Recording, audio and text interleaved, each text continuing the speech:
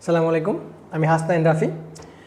আজকে আমি এসএসসি বায়োলজির, এসটা একটু ছোটো হয়ে গেছে যদিও, যাক, এসএসসি বায়োলজির জীবকোষ ও টিস্যু অধ্যায় নিয়ে আলোচনা করব। কী নিয়ে আলোচনা করবো ভাইয়া? আচ্ছা যাক, এসএসসির বায়োলজিতে জীবকোষ এবং টিস্যু বলে একটা অধ্যায় আছে, যেটা তোমাদের দ্বিতীয় অধ্যায়। কি ভাইয়া? জীবকোষ ও টিস্যু। এই অধ্যায় পুরো আলোচনা করবো না, এই অধ্যায়ের একটা ছোট্ট টপিক আমরা আলোচনা করব, ঠিক আছে? আচ্ছা আসেন আমরা তাহলে নেক্সটে যাই। ওকে, আমরা আলোচনা করবো আজকে হচ্ছে জীবকোষ ও টিস্যু।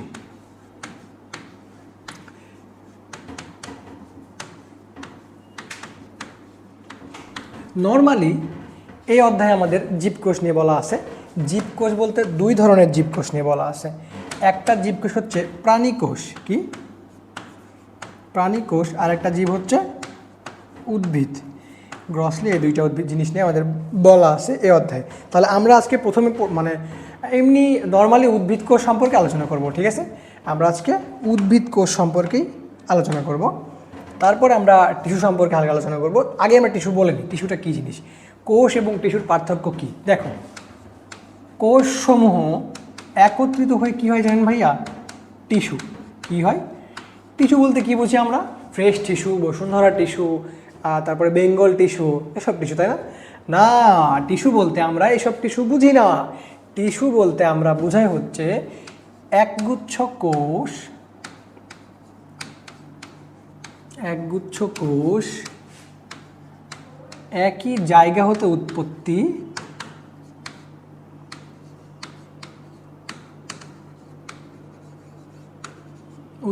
এবং একই ধরনের কাজ করে। কি ভাইয়া? একগুচ্ছ কোষ একই জায়গা হতে উৎপত্তি এবং একই ধরনের কাজ করে, সেগুলোকে আমরা টিস্যু বলবো। মানে কোষ থেকে আমাদের টিস্যুর আবির্ভাব। হ্যাঁ, টিস্যুর বাংলার প্রতিশব্দ কি জানেন ভাইয়া? টিস্যুর বাংলার প্রতিশব্দ হচ্ছে কোষকলা। কি? কোষকলা। তাহলে কোষসমূহ যখন মিলে একটা আলাদা একই ধরনের কাজ করে, মানে কোষগুলা, অনেকগুলা কোষ একসাথে মিলায়ে একগুচ্ছ কোষ একই জায়গা হতে উৎপত্তি এবং একই ধরনের কাজ করবে, তখন সেগুলোকে আমরা বলবো টিস্যু বা কোষকলা। বুঝছেন? কি বলবো আমরা?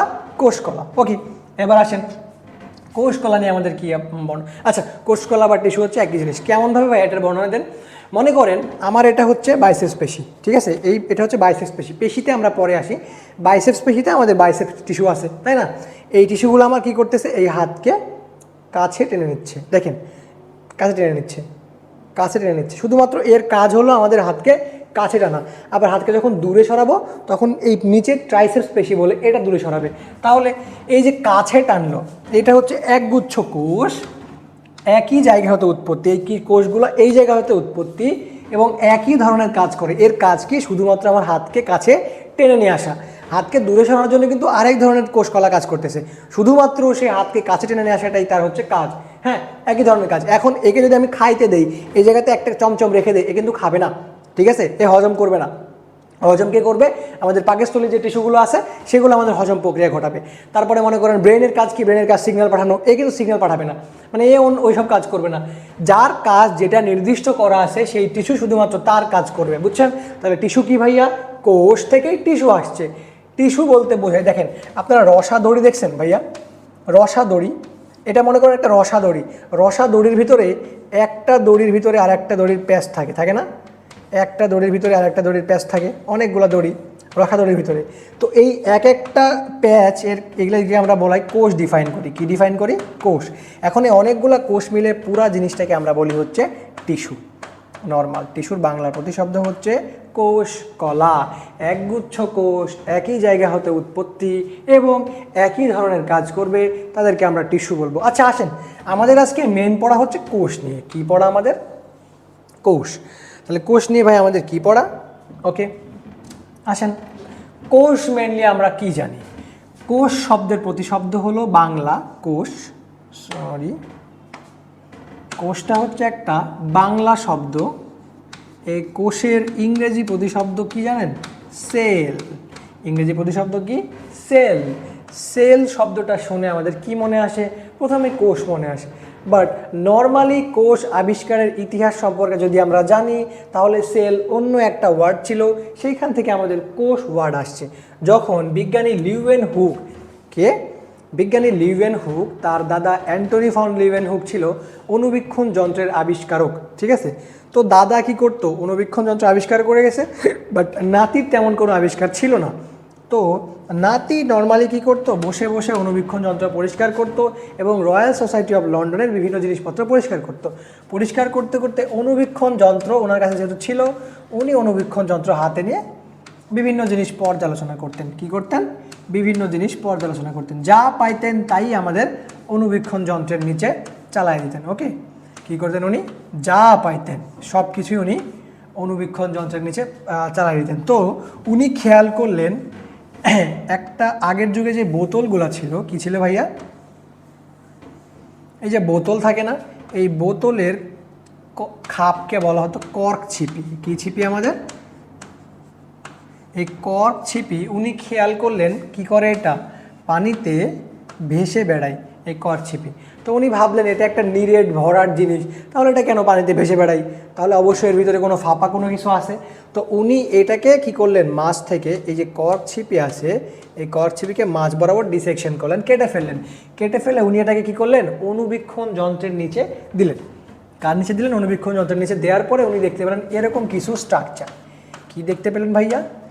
এরকম স্ট্রাকচার, অনেক স্ট্রাকচার, ঠিক আছে, এরকম কিছু স্ট্রাকচার উনি দেখতে পেলেন। তো এই স্ট্রাকচারগুলো দেখে আমাদের মাথায় প্রথমে কি জিনিস মনে হচ্ছে দেখেন, আমাদের মাথায় দেখেন এই জিনিসগুলোকে দেখে মনে হচ্ছে না যে মৌমাছির চাক দেখছেন, যেটাকে বলে মানে মধুর চাক, আমাদের মাথায় তো এটা মধুর চাক আসছে। বাট উনি যে বিজ্ঞানী লিউয়েন হুক উনি দেখছিলেন, ওনার মাথায় কি আসছিল, আগের যুগে বৌদ্ধ ভিক্ষুকরা এক জায়গায় জড়ো হইতেন এবং জ্ঞান আহরণ করতেন। তারা এরকম ছোট ছোট টিলাতে পাহাড়ের ভিতরে গর্ত কেটে কেটে থাকতেন, ঠিক আছে, এরকম জ্ঞান আহরণের জন্য।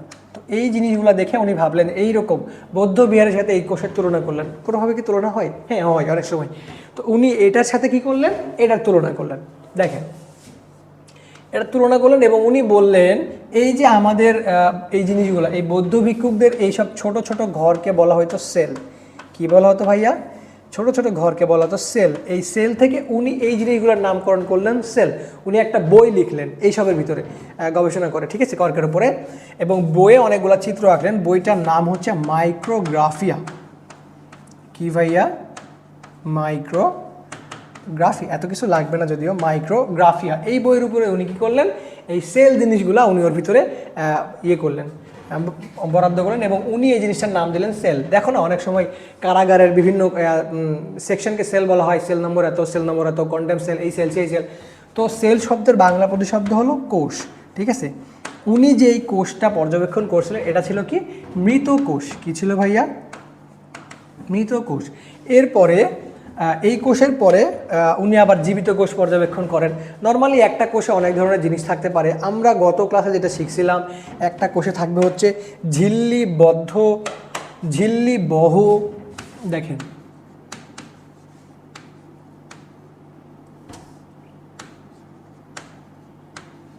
ঝিল্লি সহ অঙ্গাণু এবং ঝিল্লিবিহীন অঙ্গাণু, ঝিল্লি সহ এবং ঝিল্লিবিহীন অঙ্গাণু, ঠিক আছে।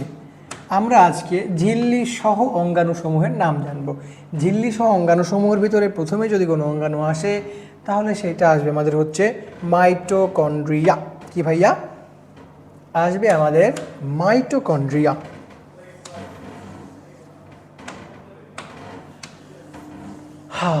ওকে, কি আসবে আমাদের?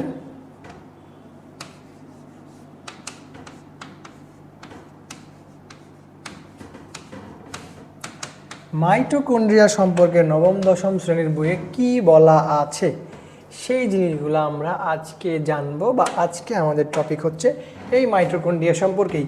এই অঙ্গাণুটিকে কি বলা হচ্ছে, রিচার্ড অল্টম্যান আবিষ্কার করেন। কে আবিষ্কার করেন ভাইয়া?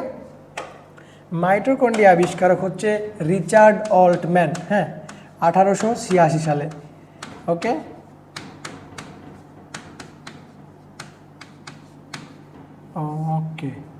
রিচার্ড অল্টম্যান, এবং এটার নামকরণ করা হচ্ছে বিজ্ঞানী কার্ল বেন্ডা, কে? বিজ্ঞানী কার্ল বেন্ডা এটার নামকরণ করেন। এইটা ছিল প্রথম একটা অঙ্গাণু। দেখো পুরোটা আমরা আসি, এই দুইটা জিনিস আলাদা করলে আমরা এখান থেকে পাচ্ছি হচ্ছে কন্ড্রিয়ন। কন্ড্রিয়ন শব্দের অর্থ হচ্ছে সংগঠন বা বস্তু, যাই হোক। আর এইখান থেকে পাবো হচ্ছে মাইটোস বা মাইটি। কি পাবো আমরা? মাইটি শব্দের অর্থ হচ্ছে শক্তিশালী।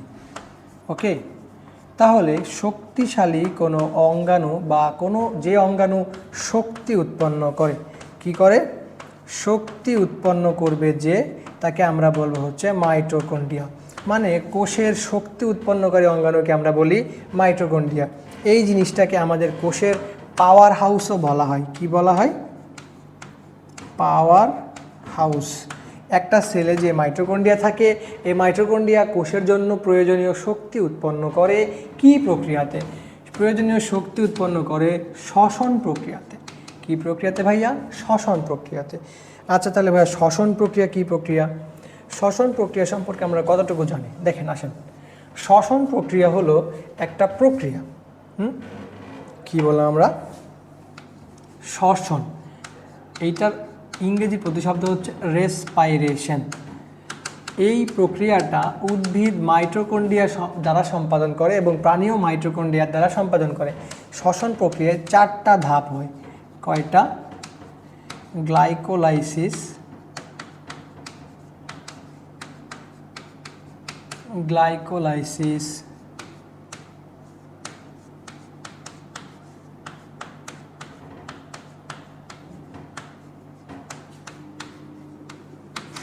অ্যাসিটাইল কোয়ে,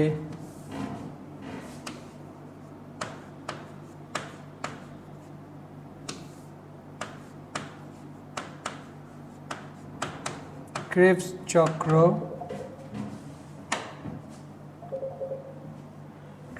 চক্র, এবং ইলেকট্রন ট্রান্সপোর্ট চেন।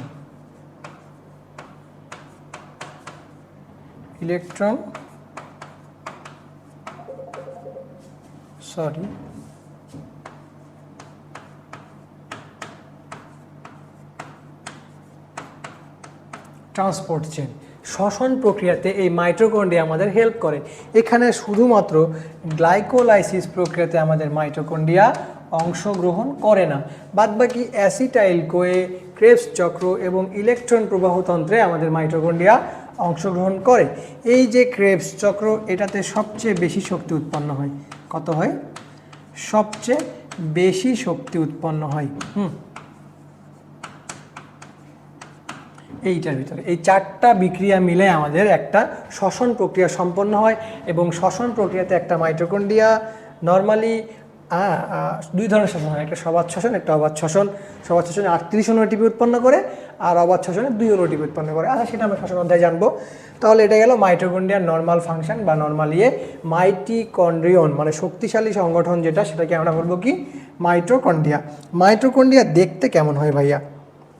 আসেন, মাইটোকন্ড্রিয়া দেখতে কেমন হয় আমরা এবার আঁকি। ওকে, একটা মাইটোকন্ড্রিয়া যদি আমরা আঁকি, তাহলে একটা মাইটোকন্ড্রিয়া যদি ব্যবচ্ছেদ করি, তাহলে এইরকমভাবে দেখতে পাবো আমরা প্রথমে। ঠিক আছে,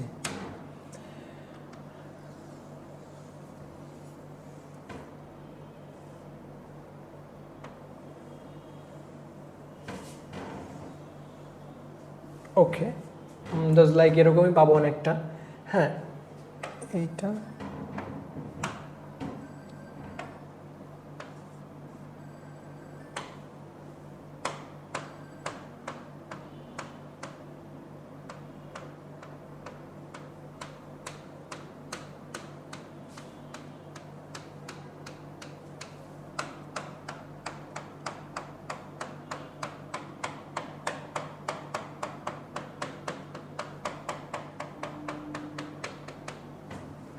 এইরকম একটা মাইটোকন্ড্রিয়া আমরা নর্মালি পাবো। তাহলে নর্মালি মাইটোকন্ড্রিয়া যদি এরকম পাই, এই জিনিসগুলো দেখো,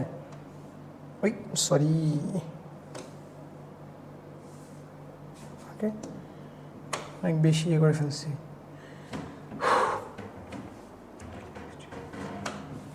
এইটাকে আমরা বলবো হচ্ছে ঝিল্লি। ঝিল্লি মানে কি ভাইয়া? ঝিল্লি বা পর্দা, এই ভিতরের আমরা এই জিনিসগুলো বলবো হচ্ছে ম্যাট্রিক্স বা মাতৃকা। কি আমাদের ম্যাট্রিক্স, এইগুলা হলো আমাদের ম্যাট্রিক্স। এই যে বাইরের এই অংশটা কমলা কালারের, এটা হচ্ছে আমাদের কি ক্রিস্টি, ক্রিস্টি। আর এই যে এই কালারে এটা আমাদের কি অক্সিসোম।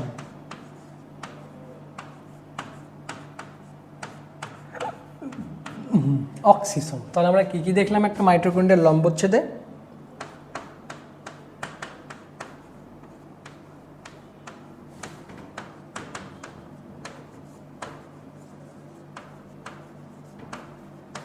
একটা মাইটোকন্ড্রিয়ার লম্বচ্ছেদের ভিতরে আমরা দেখতে পাইলাম হচ্ছে ঝিল্লি, মানে হচ্ছে কি পর্দা। ঝিল্লি শব্দের অর্থ কি ভাইয়া? আমরা জানি ঝিল্লি শব্দের অর্থ হচ্ছে পর্দা। ওকে, মানে মাইটোকন্ড্রিয়ার একটা ঝিল্লি থাকবে বা পর্দা থাকবে। এরপরে থাকবে আমাদের ম্যাট্রিক্স। কি আমাদের ম্যাট্রিক্স মানে হচ্ছে মাতৃকা। হ্যাঁ, মানে মাইটোকন্ড্রিয়ার ভিতরে যা কিছু থাকবে, এই যে এর ভিতরে তরল পদার্থ হাবিজাবি যা কিছু থাকবে, এই সবগুলোকে আমরা কি বলবো? ম্যাট্রিক্স বলবো বা মাতৃকা বলবো। এরপর আসবো আমাদের কি ক্রিস্টি। ক্রিস্টি হলো স্পাইরাল সাপের মতন এস অংশ। কি স্পাইরাল অংশটাই হচ্ছে আমাদের কি স্পাইরাল অংশটা আমাদের ক্রিস্টি। ওকে, স্পাইরাল অংশটা আমাদের ক্রিস্টি। আর অক্সিজম কোনটা ভাইয়া? এই ছোট ছোট দানার মতন যে জিনিসগুলো আমরা পাচ্ছি, এইগুলাকে আমরা কি বলতেছি? অক্সিজম। হ্যাঁ, ছোট ছোট দানার মতন যে জিনিসগুলা, এগুলাকে আমরা বলবো অক্সিসোম। দেখো এরা কি করবে? এরা বিভিন্ন এনজাইমের সহায়তায় আমাদের প্রয়োজনীয় বিক্রিয়া ঘটাতে হেল্প করবে। প্রয়োজনীয় বিক্রিয়া কী ছিল ভাইয়া? আমাদের এটা ছিল শ্বসন বিক্রিয়া।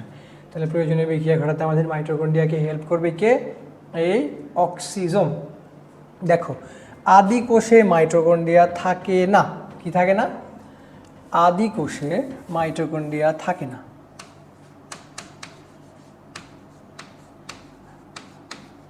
আদি কোষে মাইটোকন্ড্রিয়া থাকে না, কিন্তু প্রকৃত কোষে মাইটোকন্ড্রিয়া থাকে। আদি কোষ আর প্রকৃত কোষ সম্পর্কে আমরা জানছি, নিউক্লিয়াস যার সুগঠিত, সেটাই হলো আমাদের প্রকৃত কোষ। তাহলে আদি কোষে মাইটোকন্ড্রিয়া থাকবে না এবং প্রকৃত কোষে মাইটোকন্ড্রিয়া থাকবে। নর্মালি তোমাদের বইয়ে আর তেমন কিছু বলা নাই মাইটোকন্ড্রিয়া নিয়ে, ঠিক আছে? সুকেন্দ্রিক কোষ মানে আমাদের প্রকৃত কোষ। তাহলে আমরা একটা মাইটোকন্ড্রিয়ার ব্যবচ্ছেদ করলে কি পাইলাম? ঝিল্লি, ম্যাট্রিক্স, ক্রিস্টি অ্যান্ড অক্সিজম। তোমরা সুন্দর করে মাইটোকন্ড্রিয়াতে বাসায় আঁকার চেষ্টা করবা। ওকে, এরপরের টপিক আসবে আমাদের কি ভাইয়া? প্লাস্টিড। কি আসবে? ওকে, প্লাস্টিড।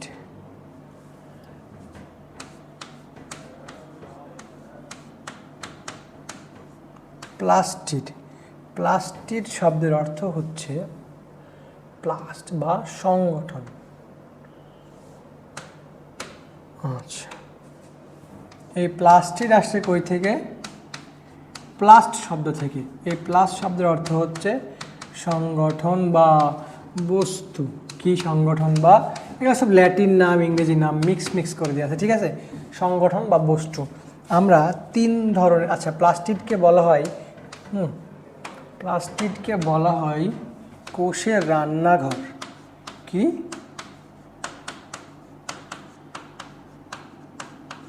কোষের রান্নাঘর, মানে এই জায়গাতে গ্লুকোজ উৎপন্ন হয়। কি উৎপন্ন হয়? গ্লুকোজ উৎপন্ন হয়। প্লাস্টিডে কি বিক্রিয়া ঘটে? সালোক সংশ্লেষণ বিক্রিয়া ঘটে।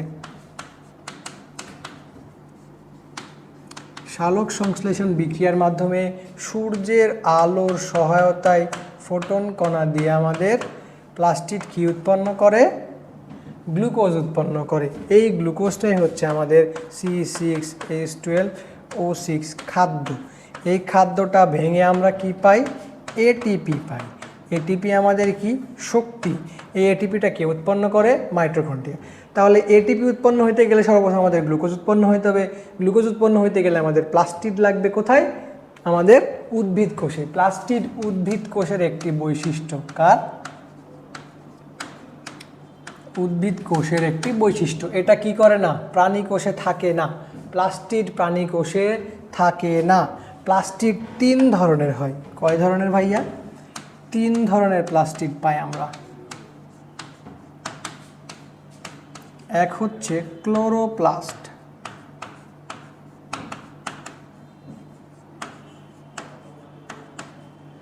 দুই হচ্ছে chromoplast,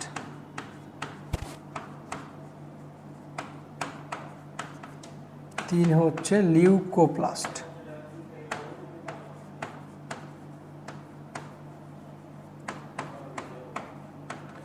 chloroplast, chromoplast and leucoplast. তাহলে আসেন আমরা এই 3টা জিনিস সম্পর্কে আমরা একটু জেনে নেই। আসেন প্রথমে যদি জানতে চাই তাহলে আমরা জানব ক্লোরোপ্লাস্ট সম্পর্কে।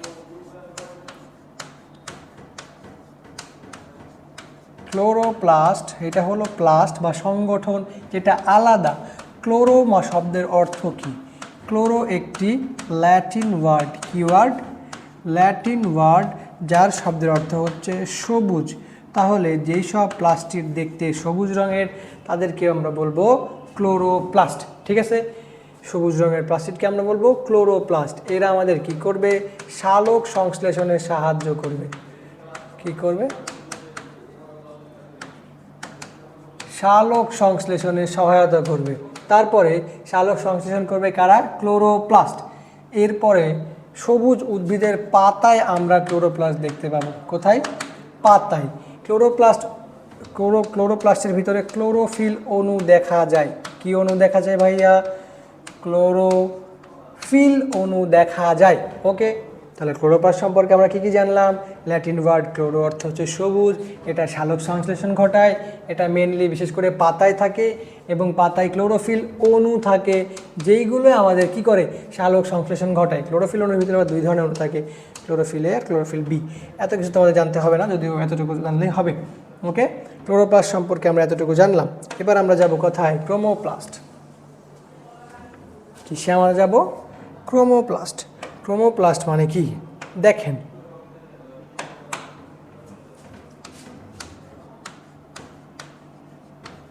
ক্রোমোপ্লাস্ট, এইখানে প্লাস্ট শব্দের অর্থ হচ্ছে কি? প্লাস্ট মানে সংগঠন বা বস্তু। আর এইটা আসছে কই? ক্রোমো। ক্রোমোটা আসছে ওয়ার্ড ক্রোম থেকে। আপনারা গুগল ক্রোমের নাম শুনছেন? গুগল ক্রোম দেখতে কেমন হয়? গুগল ক্রোম এরকম, তাই না?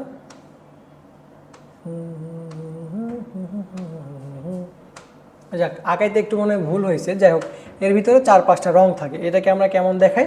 গুগল ক্রোম দেখাই। আচ্ছা, গুগল ক্রোমের অপশন এখানে আছে। এইটা হচ্ছে গুগল ক্রোমের।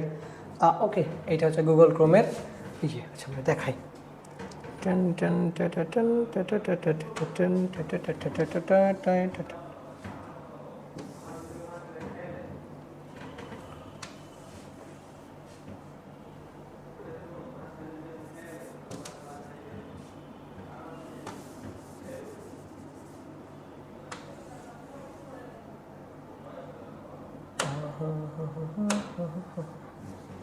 এটা আমরা এবার গুগল ক্রোম আঁকবো। ঠিক আছে? এর মাঝখানে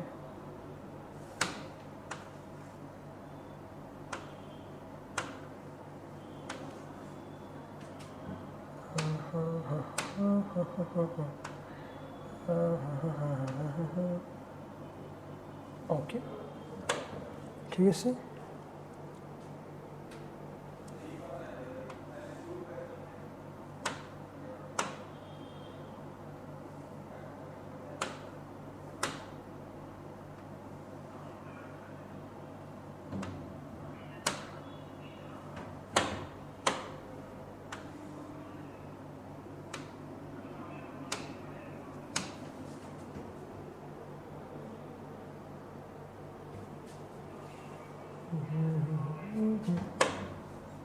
আচ্ছা, এত সরি, অনেক বেশি ভাটভাগে বলছে, তাই না?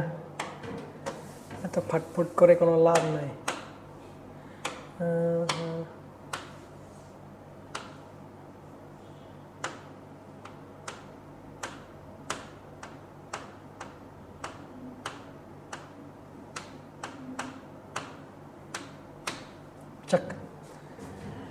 হাস, কাজ পাইতেছিলাম না, ভালো লাগতেছিল না এর জন্য। তাহলে ক্রোমোপ্লাস্ট, ক্রোম শব্দের অর্থ কি জানেন ভাই আপনারা? ক্রোম শব্দের অর্থ হচ্ছে কি রঙিন। ওকে, ক্রোম শব্দের অর্থ রঙিন। গুগল ক্রোম দেখছেন না, দেখতে রঙিন লাগে। তাইলে ক্রোমোপ্লাস্টগুলা যেগুলা রঙিন হবে, ফুল ফল পাতা হাবিজাবি যাই হোক না কেন, সেগুলো আমাদের কী করবে? ক্রোমোপ্লাস্ট ধারণ করবে। ক্রোমোপ্লাস্টের ভিতরে অনেকগুলো নাম আছে ভাইয়া। কী নাম আছে দেখেন? জ্যান্থোফিল নাম আছে। কী নাম আছে? জ্যান্থোফিল। এই শব্দের অর্থ কি জানেন? হলুদ। হ্যাঁ, তারপরে ফাইকোসায়ানিন। কি আছে? ফাইকোসায়ানিন। এই সায়ানিন শব্দের অর্থ হচ্ছে নীল। বিষ, বিষের কালার নীল হয় না? নীল। তারপরে ফাইকো এরিথ্রিন। কি আছে? ফাইকো এরিথ্রিন। এরিথ্রিন শব্দের অর্থ হচ্ছে লাল। তারপর আছে ক্যারোটিন। কি আছে আমাদের? ক্যারোটিন শব্দের অর্থ হচ্ছে কমলা। বুঝছেন? এগুলো হলো আমাদের মেনলি কি? এগুলো মেনলি আমাদের হলো প্লাস্টিড। ক্রোমোপ্লাস্ট মানে হচ্ছে রঙিন। ক্রোম, গুগল ক্রোম মানে রঙিন। তাহলে জ্যান্থোফিলগুলো কী হবে? হলুদ হবে, ক্যারোটিন কমলা হবে, এরিথ্রিনগুলো লাল হবে এবং ফাইকোসায়ানিনগুলো কী হবে ভাইয়া? নীল হবে। এখন প্লাস্টিড দেখতে কেমন হয়? চলেন আমরা একটা প্লাস্টিড আঁকি। এটা যদি একটা প্লাস্টিড হয়, প্লাস্টিডের ভিতরে থাইলাকয়েডের অণু থাকবে।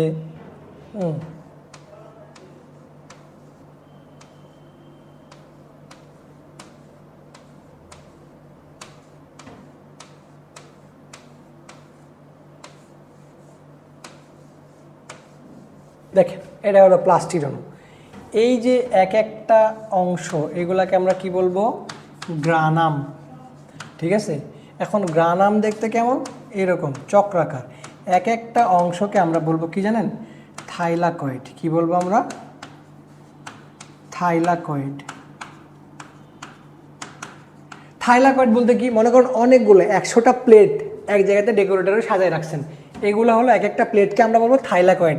আর পুরা ডেকোরেটর প্লেটের অংশটাকে আমরা বলবো কি? গ্রানাম। ঠিক আছে? এবার এই গ্রানামের সাথে আমার যে আরেকটা গ্রানাম লেগে থাকবে, এটা বলবো আমরা স্ট্রোমা ল্যামেলাম। কি এটা?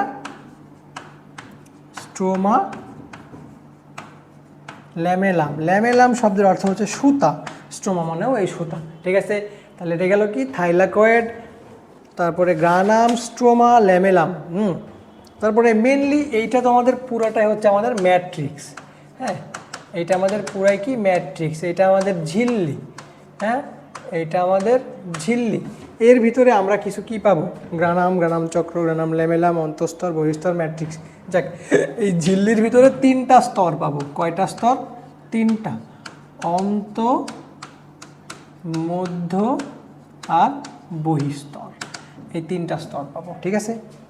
আচ্ছা, এই ক্লোরোপ্লাস্ট, ক্রোমোপ্লাস্ট যে বললাম ভাইয়া, লিউকোপ্লাস্ট তো বলেননি, আমাকে মনে করাই দিবেন না আপনারা? আচ্ছা আসেন, লিউকোপ্লাস্ট কি প্লাস্ট ভাইয়া? ক্লাস কি বোরিং লাগতেছে? আমি মনে হচ্ছে একটু অসুস্থ ভাব হচ্ছে। যাক, লিউকোস শব্দের অর্থ কি জানেন? লিউকোস শব্দের অর্থ বর্ণহীন। কি? বর্ণহীন বা সাদা। একটা গাছের শিকড় দেখতে সাদা হয়, মূল হয় সাদা হয়, যেগুলো বর্ণহীন টাইপ থাকে, সবগুলোই আমাদের লিউকোপ্লাস্ট দিয়ে। তাহলে সবুজ হলে ক্লোরোপ্লাস্ট, রঙিন হলে ক্রোমোপ্লাস্ট, আর বর্ণহীন হলে লিউকোপ্লাস্ট। ওকে, ঠিক আছে? এটা কি আমাদের প্লাস্টিডের ব্যবচ্ছেদ। প্লাস্টিড নিয়ে আমরা আরও পড়বো। আজকে আপাতত এতটুকুতেই। আসসালামু আলাইকুম।